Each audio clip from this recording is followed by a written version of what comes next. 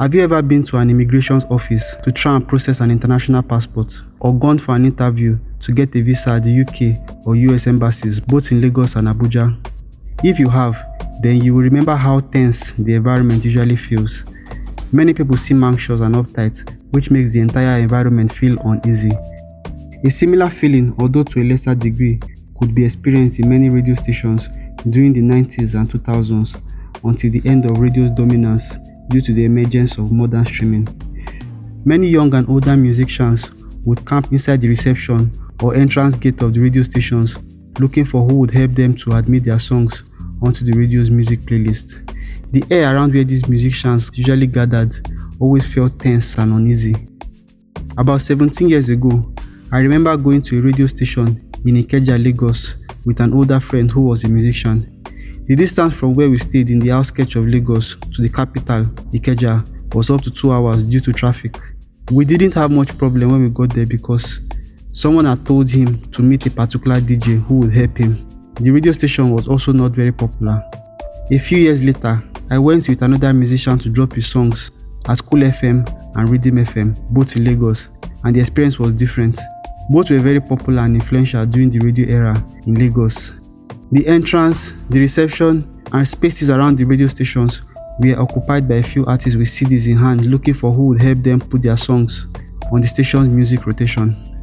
Around the reception of one particular radio station were so many discarded CDs from many artists that had come and failed. Honestly, it was quite anxiety-inducing to witness. It was when we got there that I realized that if an artist didn't know anybody that worked in the station, or if he didn't have money to pay some people in the premises, no one would answer us.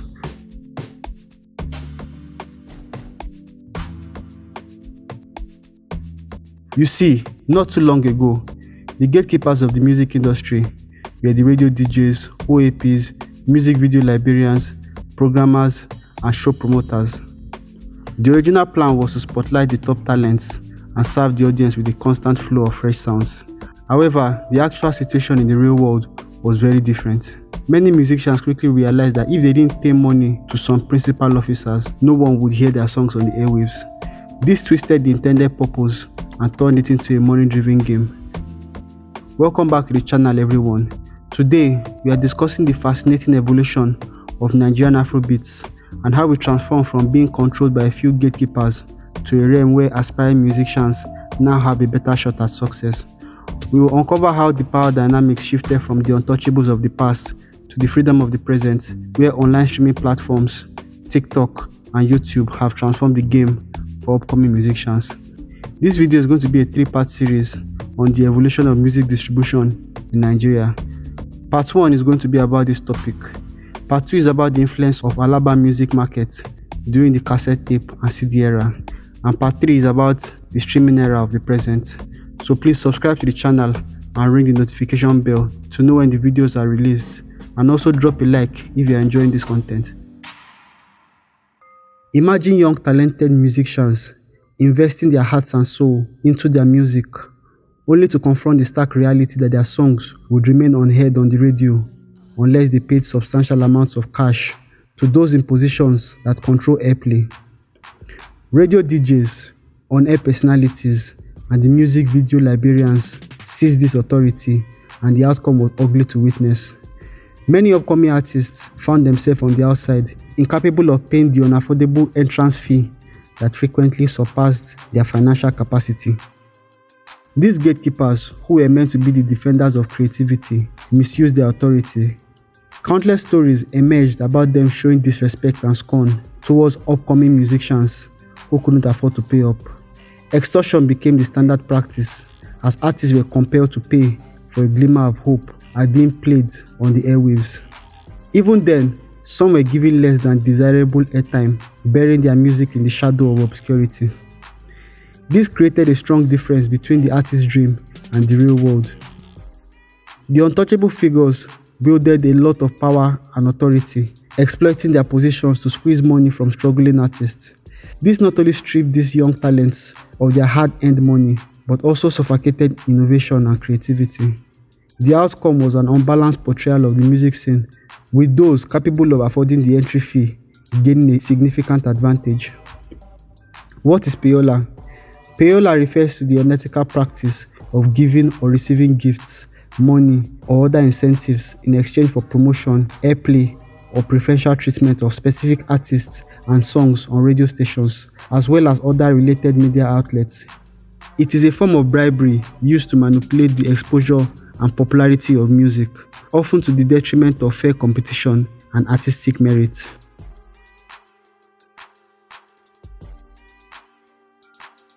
When a new song is released, the representative from the record label, the artist manager, or the artist themselves sends in their promotional materials. This package typically contains a copy of the promotional CD and a well-crafted biography addressed to the music department or library, depending on the specific organization. Upon receiving this package, the CD is reviewed by the music librarian. If it meets the station's quality standard and complies with broadcasting guidelines, it's admitted into the music library and added to the station's broadcasting schedule. Another scenario where a song might make it to the airwaves is if it is released online, gains viral popularity, or becomes a favorite in the clubs. In such cases, the radio station's music department can acquire the song and include it in their broadcasting schedule. However, these are all ideal scenarios. In the real world of Nigerian music promotion, things function quite differently. Getting a song to be added into a radio station's playlist for a set number of weekly plays involved a rather complicated and sometimes shady process that engaged several intermediaries known as independent promoters. These promoters initially received payments from the record label. It's important to clarify that the funds paid to these promoters were not necessarily direct compensation for persuading presenters to play a song. Instead, they serve as intermediary, passing the label's money to the presenters and the librarians. Now, when it comes to independent artists who were financing their own careers, they often found themselves vulnerable to the mercy of radio presenters and librarians who had the freedom to set their own prices. At other times, some of these so-called independent promoters or publicists were hired by artists who believed they possessed influential connections to the radio world. Sadly, more frequently than not, these so-called contacts turned out to be non-existent or mere casual acquaintances with no real influence, resembling a chain of knowing someone who knows someone who knows someone. Consequently, many artists ended up being swindled out of their hard-earned money, all under the guise of promotion.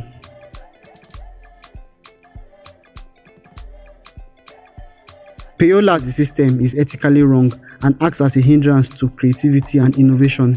During the era of radio, it was unethical for any presenter, on-air personality, or librarian to position themselves as heartlessly greedy tax collectors, demanding exorbitant financial compensation from artists in exchange for airplay. This conduct was highly reprehensible and escalated to the point where some radio presenters considered the Payola system as an additional revenue stream. The situation reached a stage where radio presenters were elevated to a status of invincible celebrities who couldn't be questioned. Some presenters took advantage of this undeserved privilege to give the impression that they were untouchable and held the power to shape an artist's career and destiny. The most distressing aspect of the entire scenario was that even after artists had scraped together significant funds to appease these presenters, they still had to resort to pleading, begging, praying, and even unconventional measures for their music to be played. This was the height of heartlessness and cruelty. Greed had overtaken the industry to the point where presenters would demand astronomical sums from up-and-coming artists even when they knew the song had little potential for radio success. Their insatiable greed prevented them from turning away the material. Instead, they demanded money and still refused to give the song any airplay. Some years ago, popular radio presenter and O.A.P. Daddy Freeze was accused of charging Nigerian artists 100,000 naira bribe to play their songs on radio. He was accused by a Twitter user, and his Free Nation followers asked for an explanation. Reacting to the accusation, Freeze wrote, "I owe nobody an answer, but I'll give you nonetheless. I have 23 years of radio experience.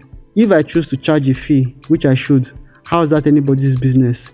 I preach the gospel for free. Everything else I charge for in full upfront.